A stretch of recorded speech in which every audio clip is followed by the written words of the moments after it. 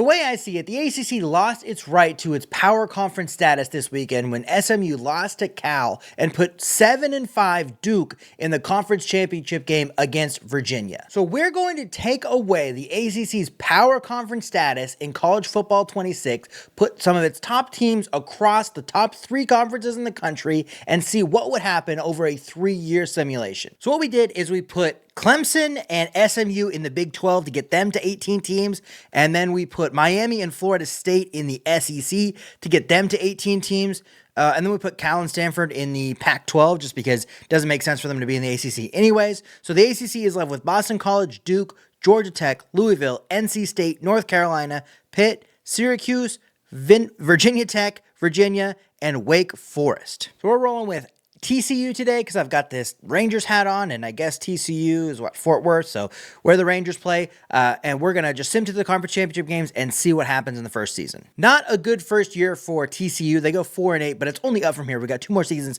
to get it right. The ACC, as their first season as a G7 conference, has a team that's most likely going to make it in with Louisville, especially if they win the conference championship game. Obviously they're in, but they're a top 12 team currently, so they should be in regardless. The American Conference has 2 teams that very well could make it in as well. Navy is 11-0 right now. They still have to play the Army-Navy game. We're currently in week 15, but if they win that, they should be 12-0 and still got to play the conference championship game against Tulane, who's right on the edge as well. So a very successful season from the American. The changes did kick in because Clemson is in the Big 12 conference championship game. They'll take on Texas Tech, who's currently undefeated. Big 10 is a 1-3, so we've got the top 4 teams in conference championship games, which is somewhat new. The SEC conference championship game also is changed because of the changes that we made with Georgia taking on Miami. So 2 teams that we moved out of the ACC are in conference championship games in their first season out. Actually, 3 teams because Cal is also in the Pac-12 conference championship game and could have a chance at making the college football playoff this season if some things shake their way. It doesn't look like they'll get the conference championship thing, but who knows? Maybe Navy loses 2 games in a row. Some things could happen here to get Cal in there, but most likely not. So our first CFP bracket is interesting. So Texas Tech ends up winning the Big 12, but Clemson does get in their first season in the Big 12. Louisville does get in their first season as a G7 team in the ACC. Navy gets in 13-0, and they will take on SEC runner-up Miami in their first season in the SEC. So quite a few changes quite a few effects by the changes that we had at the beginning of the video here. We get Oregon and Notre Dame in the first round. Winner will take on Ohio State in the Cotton Bowl. We mentioned Navy-Miami game. Winner taking on Texas Tech. Could be undefeated on undefeated if Navy wins that first game. Michigan and Clemson, a Big 10, Big 12 matchup with the winner taking on the SEC champion. Georgia in the that's the Orange Bowl. And then Auburn taking on Louisville with the winner taking on Indiana in the Rose Bowl, and Indiana is the Big 10 champion. Okay, so a couple upsets, and the ACC, both past and present, is well represented in the quarterfinals here. So Oregon beats Notre Dame 38-20. They will take on Ohio State in a rematch of last year's Rose Bowl. Not great for Oregon that time, but they'll figure it out this time. Miami beats previously undefeated Navy and American champion Navy in their first season in the SEC. They will take on currently undefeated Texas Tech and Big 12 champion in the Sugar Bowl. So Navy, great season for Navy, but they don't find it figured out in the second round. Clemson, in their first season in the Big 12, knocks off Michigan, and they'll take on Georgia in the Orange Bowl. And then Louisville, the ACC champion, beats Auburn by 3. They'll take on Indiana. So 3 past or present ACC teams in the quarterfinal in our first season. And just like that, the ACC is out of the tournament. Texas Tech sneaks past Miami 46-45, super high scoring game. Texas Tech will take on Oregon, who gets past Ohio State by 2 touchdowns in the Cotton Bowl. That will be the matchup in the Peach Bowl for a national championship berth. 2 and 3 get through with Indiana beating Louisville by 17 and Georgia with a touchdown victory over Clemson. So that's the Fiesta Bowl, Indiana and Georgia. The 12 seed is making a run in the first college football playoff. Oh boy, look at these Ducks. Number 12 is in the national championship game after a 13-10 victory over Texas Tech in the Peach Bowl. Barn burner of a game there. Looks like Oregon maybe only scored two touchdowns total scored in the game. More field goals than touchdowns, it looks like. And then Georgia kind of stomps Indiana 52-29. So it's the Dan Lanning Bowl in Miami with Georgia taking on Oregon in the first national championship game of the video. And Georgia scores another 52 points in the national championship game. They beat Oregon 52-27. They win the first national championship. Georgia is inevitable. If you play college football 26 and you sim at least 3 seasons, Georgia will win one of the national championships. That's how it's going to work. Unless something crazy happens, Georgia will win one of the national championships in the first 3 seasons of your sim. So in the first season, the SEC gets the victory. They're in the lead for the best conference. Georgia's in the lead for the best team. But the ACC does have a really good season with Louisville getting a college football playoff win, and we saw 2 former ACC teams get college football playoff wins in the first round as well. TCU went 3-9, and I got fired, so this is the second time I've played with a Texas team and gotten fired, so I'm no longer going to play with Texas teams unless I'm involved. I'll do a rebuild tomorrow, so make sure you check that out, and make sure that you like and subscribe if you've made it this far in the video. Okay, for our conference championship games, Cal is back in the Pac-12 conference championship game. We've got Boise State with a chance to get into the college football playoff with a Mountain West championship game victory. Texas Tech is back in the Big 12. They'll take on Utah, so no ACC teams in that conference championship game. No ACC teams in the SEC conference championship game.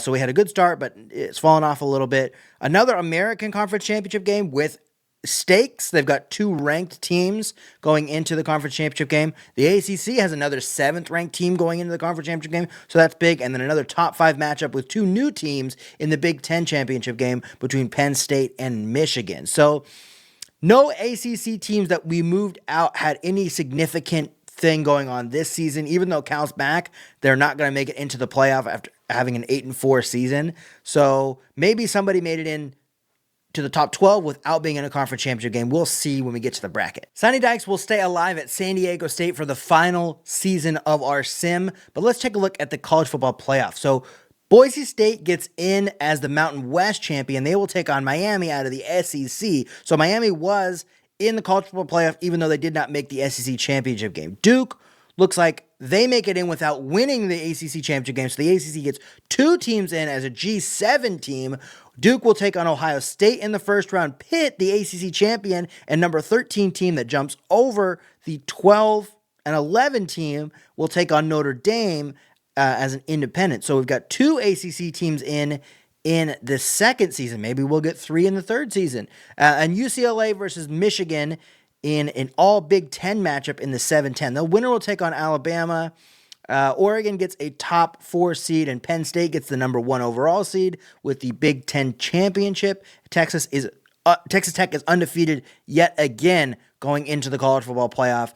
They will take on the winner of Pitt and Notre Dame in the Fiesta Bowl. Miami, 2 straight seasons where they've played a G7 team and 2 straight first round victories for Miami in their change over to the SEC. They will take on Oregon in the Cotton Bowl in the quarterfinal. Ohio State gets past Duke by 2 touchdowns, so not as successful for the ACC this season as both Duke and Pitt lose by multiple touchdowns in the first round. So Ohio State and Penn State will play in the Orange Bowl. Notre Dame, who beat Pitt 52-22, will take on Texas Tech in the Fiesta Bowl. That very well could be a matchup in the college football playoff this season, depending on how it shakes out at the end.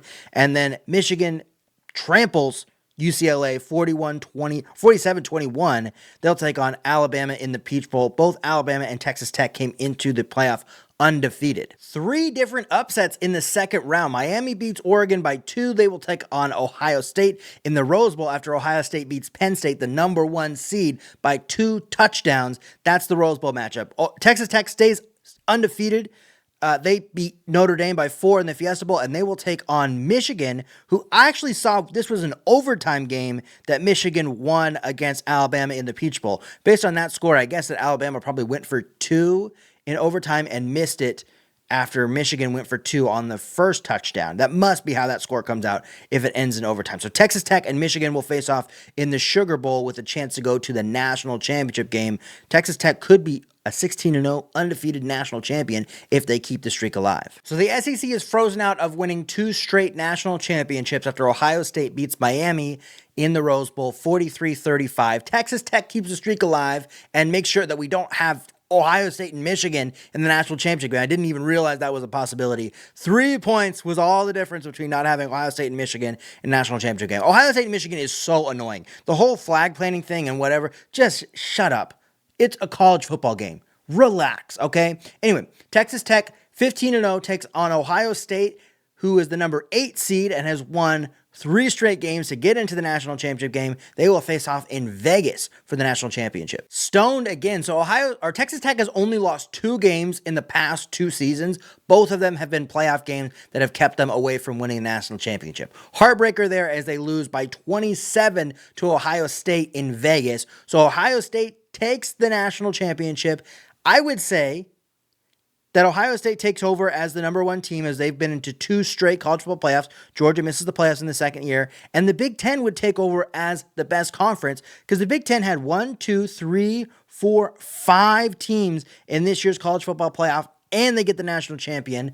So Big Ten is in the lead for the best conference. Ohio State is in the lead for the best team. Let's see if the ACC has anything to say with their G7 status in the final year of the college or of our sim here. And let's see if there's any shakeups as far as best conference or best team in the final season as well. Sonny Dykes is just terrible. 4-8 in the first season at TCU, 3-9 in the second season, 1-11 in his first season at San Diego State. It's just not good enough, Sonny. It's just not good enough. But conference championship week, we've got New Mexico State with a chance to make it into the college football playoff out of Conference USA. I don't think I've seen a actual Conference USA team, a current Conference USA team, make it into the college football playoff in CFB 26. So that's very interesting. We have a couple different, it looks like couple different G7 teams with a chance. Cal has a chance in its Pac-12 championship game. They're taking on Stanford, so the all-ACC movers are back. Cal's number 7. They should probably be in win, lose, or draw in the conference championship game. Boise State should be in the Mountain West Conference championship game. The Big 12 is in jeopardy of missing out with their conference champion. Texas Tech couldn't follow up their first 2 seasons. They have 3 losses after only having 2 losses combined in the first 2 seasons. Clemson has to win probably to get in there. If they lose, they might not even be in the 12-team field. North Texas and USF are in another ranked American championship game, but I don't think the winner's getting in there with 1, 2, 3, 4, 5 for the SEC, 6. Yeah, there's 7 conference champions that would be above them. So absolute chaos would have to happen for North Texas to get in.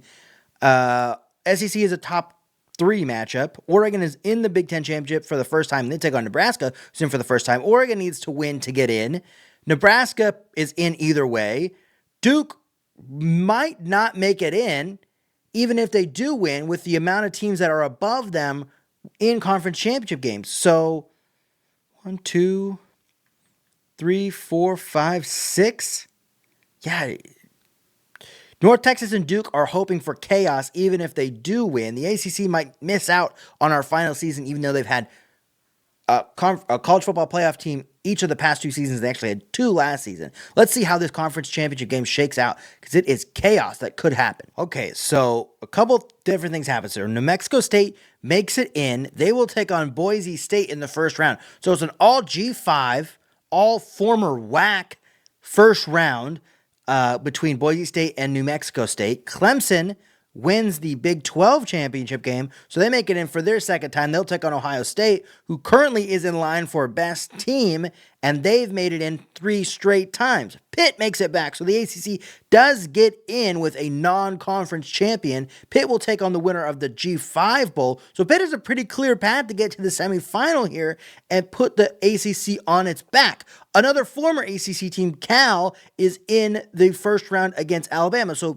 3 seasons, we've had 3 current or former, past and present, ACC teams in each of the 3 seasons. That is intriguing. That's not what I would think. The ACC actually sometimes does pretty well.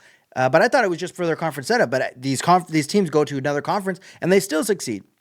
Penn State will take on Georgia. I think it's Penn State's third straight time getting in. Looks like they weren't in the conference championship game, but this is their third straight time getting in. They'll take on Georgia. So Georgia and Ohio State both have a chance at getting the best team overall. Notre Dame we've seen in 2 times. Nebraska's in for the first time. Alabama is in for their third time, I believe, and they'll take on Cal in the first round. So this is a very interesting playoff setup. Definitely never seen New Mexico State in the playoff.